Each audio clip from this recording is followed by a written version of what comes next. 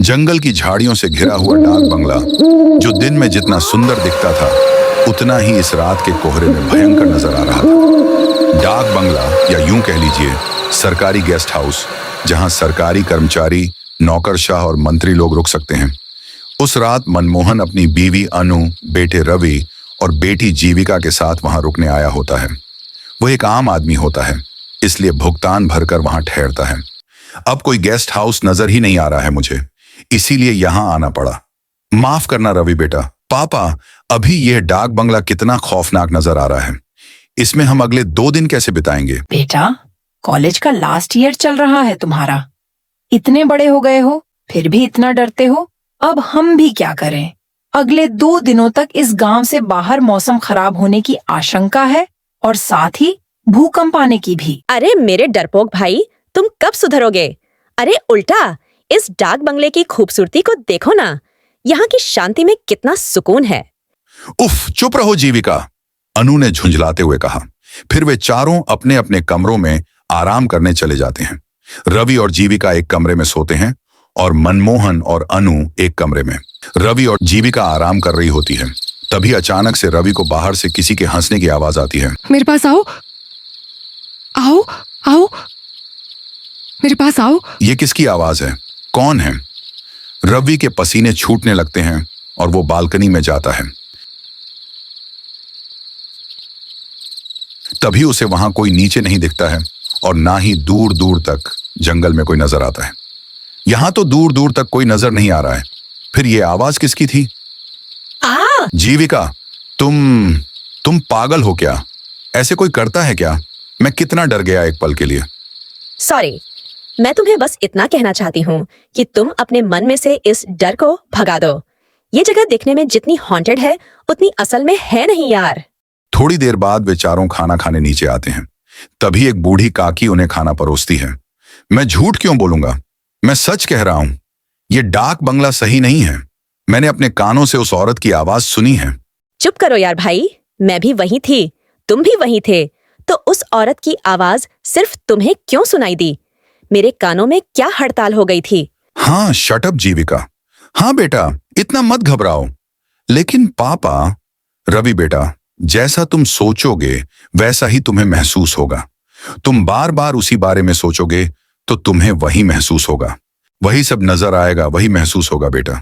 चुपचाप खाना खाइए, वरना ठंड में जल्दी ठंडा हो जाएगा। वैसे भी डाक बंगले की दीवारों को शांति पसंद है, हल्ला नहीं। जी काकी। सभी खाना खाकर सो जाते हैं, लेकिन रवि को रात को नींद ही नहीं आती। वह हर वक्त बस उस आवाज के बारे में ही सोचता है। तभी उसे कमरे का दरवाजा अपने आप धीरे धीरे खुलते हुए दिखाई देता है। यह क्या? यह दरवाजा अचानक से कैसे खुल रहा है? यह सब क्या हो रहा है? रवि बिस्तर से उठकर हिम्मत जुटाकर दरवाजे के पास जाता है। तभी वह एक काले साए को फौरन सीढ़ियों से नीचे की तरफ भागते हुए देखता है। यह देखकर रवि की सांसें तेज और कलेजा कांपने लगता है। कौन था वहां? कौन था? और यह क्या? यह पेपर, इस पर तो खून की स्याही से लिखा है, मैं तुम सबकी जान ले लूंगी। तभी रवि बहुत ज्यादा डर जाता है और वह तुरंत मनमोहन, अनु और जीविका को उठाकर उन्हें सब कुछ दिखाता है। मेरा यकीन कीजिए माँ, पापा, मैं झूठ क्यों बोलूं भला? मैंने सच में किसी काले साए को सीढ़ियों से नीचे की तरफ भागते हुए देखा है।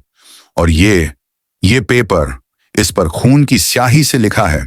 देखो आप, उस पेपर से वो सब लिखा हुआ मिट चुका था। ये देख रवि के होश उड़ जाते हैं।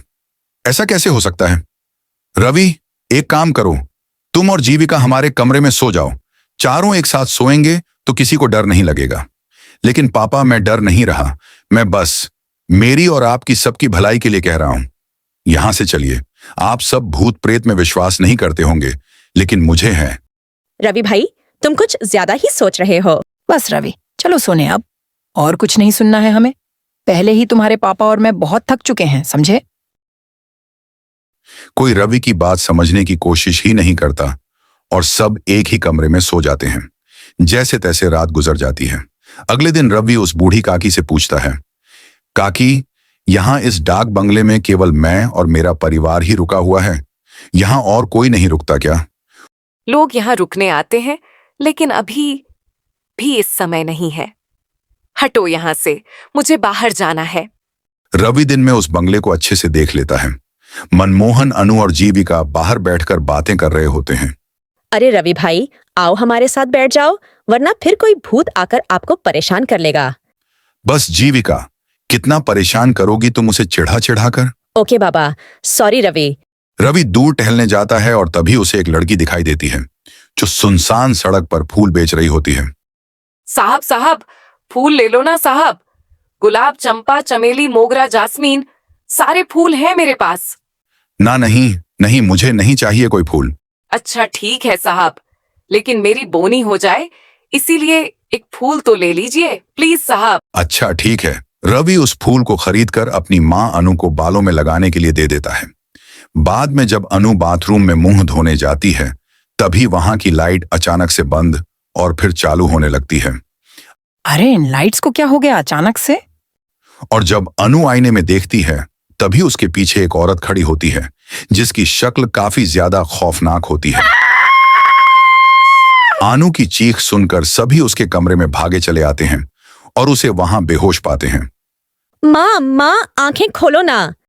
थोड़ी देर बाद जब अनु को होश आता है तब वह उन तीनों को सारी घटना बताती है। अनु की जुबानी ये सारी बातें सुनकर उन तीनों के पैरों तले जमीन खिसक जाती है। माँ, ये सब सच है? हाँ जीविका बेटी, रवि बिल्कुल सच कह रहा था।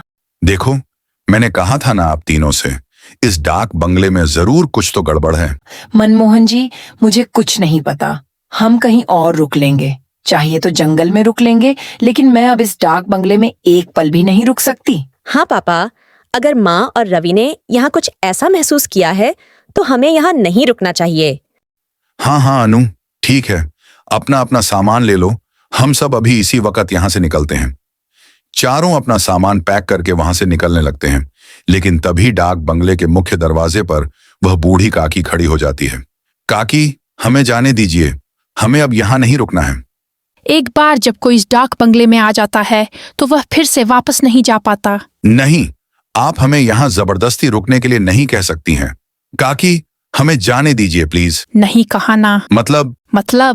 मतलब ये कि तुम सब अब हमेशा हमेशा के लिए यहीं पर रहोगे, इंसान बनकर नहीं बल्कि भूत बनकर। उतने में अचानक से वह बूढ़ी काकी अपने भूतिया रूप में बदल जाती है और वहां आसपास सभी भूत इकट्ठा हो जाते हैं। यह सब देखकर चारों की रूह कांप उठती है और रोंगटे खड़े हो जाते हैं। नहीं, बचाओ।